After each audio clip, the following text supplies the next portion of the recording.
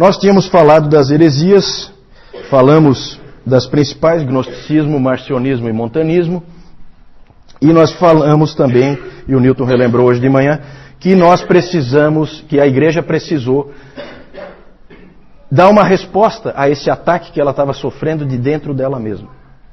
E a gente viu que aquela frase do Irineu que dizia que a autoridade da igreja repousava sobre 3 coisas: o cânon, o credo e os bispos. E por isso então o título dessa nossa sessão. Nós falamos sobre o cânon, a formação do cânon, rapidamente. A gente não pôde entrar em detalhes. Eu ia até trazer um livro aí, esqueci, um livro do Geisler para mostrar para vocês. Vou trazer no domingo que vem. E para a gente não perder muito tempo, a gente vai então direto para falar dos credos. O que é um credo? É uma afirmação de fé. Uma das mais antigas é aquela: Tu és o Cristo, o Filho do Deus vivo. Quem falou isso? Isso é um credo. Quem falou isso? Pedro, exatamente. Pedro. Tu és o Cristo, o Filho do Deus vivo. Isso é uma afirmação de fé. E uma das mais antigas que a gente tem, isso aí ainda está no Novo Testamento, uma das mais antigas que a gente tem na história da igreja é: creio em Jesus Cristo, Filho de Deus, Salvador. A partir dessa frase, creio em Jesus Cristo, Filho de Deus, Salvador, veio aquele símbolo do peixe, por causa... Ali está ictis, né? Porque existem 2 maneiras de escrever, mas podemos dizer ictus. Ictus é o peixe. Essa palavra em grego significa peixe. E é uma abreviação, ela pode ser usada como uma abreviação no grego. Depois nós vamos ver umas figuras aí. Que é uma abreviação de Jesus Christos Tel Huios Soter. Jesus Cristo, Filho de Deus, Salvador. Então, esse é um credo bem antigo também. Mas o credo que o Irineu estava se referindo, onde ele dizia que a autoridade da igreja repousava, uma das coisas em que ela repousava, era o credo dos apóstolos. Já ouviram falar do credo dos apóstolos, ou credo apostólico? Ele é bem conhecido, esse credo apostólico. Talvez eu falando vocês reconheçam. Creio em Deus Pai Todo-Poderoso, Criador do céu e da terra, em Jesus Cristo, seu único Filho, nosso Senhor, que foi concebido pelo poder do Espírito Santo, nasceu da Virgem Maria, padeceu sob Pôncio Pilatos, foi crucificado, morto e sepultado, desceu à mansão dos mortos, ressuscitou ao 3º dia, subiu aos céus, está sentado à direita de Deus Pai Todo-Poderoso, do onde há de vir a julgar os vivos e os mortos. Creio no Espírito Santo, na Santa Igreja Católica, na comunhão dos santos, na remissão dos pecados, na ressurreição da carne e na vida eterna. Amém. Esse é o credo apostólico. E existe uma história, né? Uma história muito interessante em que se diz que os apóstolos sentaram antes de ir para o mundo evangelizar, e aí Pedro começou: creio em Deus Pai Todo-Poderoso, foi seguido logo depois por André, e em Jesus Cristo, seu único Filho, nosso Senhor. E assim por diante, cada apóstolo falou um pedaço do credo apostólico até terminar com o Mateus, que falou a parte final. É claro que isso aí é uma lenda. É evidente que não foi assim que aconteceu. O credo apostólico não foi feito pelos apóstolos. Ele, na verdade, era uma fórmula utilizada nos batismos naquela época. Então, o indivíduo que ia se batizar tinha que afirmar aquelas verdades. E isso acabou pegando como a fé da igreja resumida. Porque o cânon são aqueles 66 livros, mas eles achavam que precisava deixar claro o que é essencial, o que tem que ser tirado dali, que não pode ser negociado. E daí então surgiu o credo apostólico. Ele não tinha exatamente essa forma, essa história do desceu à mansão dos mortos foi inserida muito tempo depois, tá? Isso aí é um problema teológico, que nós não vamos abordar agora. E também nessa época surgiu a ideia da regra da fé. O que é a regra da fé? A regra da fé, o próprio David Calhoun, nas palestras dele, ele falou assim: eu não sei o que é a regra da fé. Ninguém sabe. A regra da fé eram verdades, era ortodoxia passada de pai da igreja para pai da igreja ou de bispo para bispo. Não era uma coisa que era passada para a igreja, era uma coisa passada de bispo para bispo. O Orígenes, ele disse o seguinte: a regra da fé é aquilo que foi passado pelos apóstolos por meio da ordem da sucessão. Então não dá para a gente definir muito claramente o que é a regra da fé. Mas de alguma maneira se achava que de um bispo para o outro se passava a verdade, se passava a ortodoxia. Isso é uma coisa um pouco confusa. Pode passar? Vamos falar então agora dessa ideia dos bispos. Os bispos. No Novo Testamento e no primeiro século, o modelo era aquele que nós conhecemos de liderança da igreja, com presbíteros e diáconos, só. Então, durante o primeiro século, era assim que era feito. Você tinha presbíteros e você tinha diáconos. Mas já no início do segundo século, já começa a haver uma maior centralização de poder na mão de um único presbítero. E isso começa a aparecer em vários lugares. Sempre há algum presbítero que se destaca mais, que conhece mais, que é mais influente, e esse presbítero começa a ganhar uma importância maior. E isso começa a ser incentivado por alguns pais da igreja. Como, por exemplo, o Inácio de Antioquia, que foi discípulo de João. Ele disse que ele já falava, no início do segundo século, a respeito de um único bispo acima dos outros. Um presbítero que ficasse acima dos outros. Que é a forma tríplice de governo da igreja. Então passa a haver três tipos de liderança: bispos, presbíteros e diáconos. E aí o Irineu de Lyon, piorou tudo quando ele introduziu a ideia da sucessão apostólica. A famosa ideia da sucessão apostólica. Ele...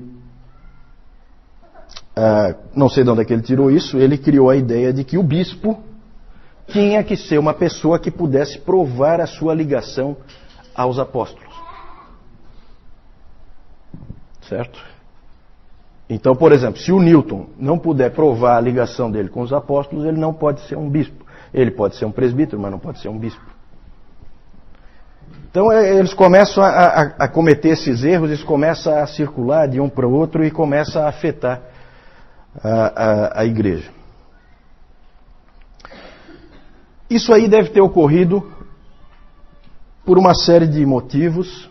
A gente tem registros de que Cipriano, por exemplo, ele começou a dar instruções para os outros presbíteros, começou a dizer o que eles deviam fazer. E aí, então tem envolvido aí questões de personalidade, tem questões envolvidas de orgulho, um querendo ser mais do que o outro. E tudo isso aí acabou afetando a igreja, de uma maneira ou de outra, acabou-se tendo a figura dos bispos. Pode passar aí. Então ali eu falei, isso eu já falei, o apoio do Inácio de Antioquia e do Irineu de Lyon. Por quê? Porque os bispos passaram a ser uma coisa importante. Por uma questão de eficiência, é muito mais fácil, se a liderança estiver na mão de um só, é muito mais fácil tomar as decisões, é muito mais fácil reagir rápido a alguma coisa que aconteça. Então até o David Calhoun comenta, né, que ele é presbiteriano, então ele fala, no modelo presbiteriano ele crê que é bíblico, mas não necessariamente é o mais eficiente. Às vezes para tomar uma decisão leva uma vida. Então a ideia era de eficiência. Um bispo com o poder na mão dele resolvia rapidamente qualquer problema que acontecesse. E também uma outra ideia por trás da criação e do estabelecimento desses bispos era o fortalecimento da ortodoxia. Eu considero que isso é uma faca de dois gumes. Porque, por um lado, se você tiver um bispo fiel, ótimo, ele vai ser um indivíduo que vai sustentar a ortodoxia. Agora, se ele não for, ele sozinho pode levar toda a igreja para um caminho errado. Pode passar isso. Essa ideia de poder na igreja, essa ideia de centralização de poder, foi levando a outros aspectos também danosos depois. Porque, na verdade é assim, se você vai ter um bispo para cada cidade, e isso aí começou muito cedo, já no segundo século, como nós vimos, você estabeleceu uma gradação entre os presbíteros daquela cidade. Existe um presbítero daquela cidade que é o mais importante, o que tem mais autoridade, o que é mais reconhecido. Só que a mesma ideia pode ser extrapolada. Uma coisa é você ser, vamos fazer uma comparação, uma coisa é você ser o bispo de São Paulo, aqui no Brasil, e outra coisa é você ser o bispo do Oiapoque. A importância que você tem sendo bispo de São Paulo é diferente da importância que você tem sendo bispo do Oiapoque. E isso aí aconteceu realmente naquela época. As igrejas mais importantes logo se destacaram. No Oriente, as igrejas mais importantes eram Jerusalém, Cesareia, Antioquia, Alexandria e Constantinopla. E no Ocidente, só uma: Roma. Gente, começa aqui, tudo tem explicação histórica. O Newton hoje falou sobre isso e é verdade. Tudo que a gente crê tem um fundo histórico. Tudo que acontece tem um fundo histórico. Não existe teologia sem história. Isso o Newton frisou hoje de manhã e é verdade. Olha só o que começa a acontecer. E nós vamos ver hoje mais coisas que começaram a acontecer que foram levando numa certa direção. Aqui já começa a levar numa certa direção. Poder descentralizado no Oriente, como é até hoje, e poder centralizado no Ocidente. Muito interessante isso que vai acontecendo. E olha só o Irineu. Irineu foi um grande homem de Deus, combateu os gnósticos de maneira exemplar, foi extremamente útil para a igreja, só que ele também prejudicou. A ideia da sucessão apostólica não ajudou muito, e essa frase aí é de uma infelicidade tremenda. Olha o que ele disse: é um caso de necessidade que todas as igrejas deveriam concordar com essa igreja, por causa da sua preeminente autoridade. De quem ele está falando? De Roma. E aí as coisas então vão piorando. Pode passar. Aí só para mostrar para vocês, o João hoje está não está nas melhores condições, eu também não estou, vocês já perceberam, né? Mas eu vou rapidamente mostrar aqui. Aqui só um exemplo, né? Nós falamos do cânon no domingo passado. Aqui é um pedaço de papiro. Um pedaço de papiro real que nós temos hoje. Aí está escrito, depois alguém que saiba ler em grego aí pode ler para nós. É uma página do P46. Esse manuscrito é do século III. Vocês sabem que nós não temos os originais não existem mais. Então, isso aí é um pedaço. Aí ali está escrito 1 Coríntios 11, 33 a 12, 9. Aqui nós temos, isso aqui é uma pichação em Éfeso, num muro, lá da igreja primitiva, com o símbolo do peixe. Jesus Christus, Theos, Huios, Soter. Certo? Jesus Cristo, Filho de Deus, Salvador. Pode passar. Aí nós temos o Inácio de Antioquia. Ele foi martirizado, por isso que aparecem esses leões aí, junto com ele. E aparece também aqui o Irineu de Lyon. Aquele ali foi discípulo de João, tá? Ele é muito antigo, esse Inácio de Antioquia. Ele foi discípulo de João. Qual foi o outro discípulo de João que nós vimos no domingo passado? Quem é que lembra? Policarpo. Policarpo que foi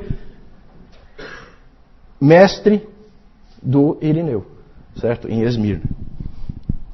Pode passar então.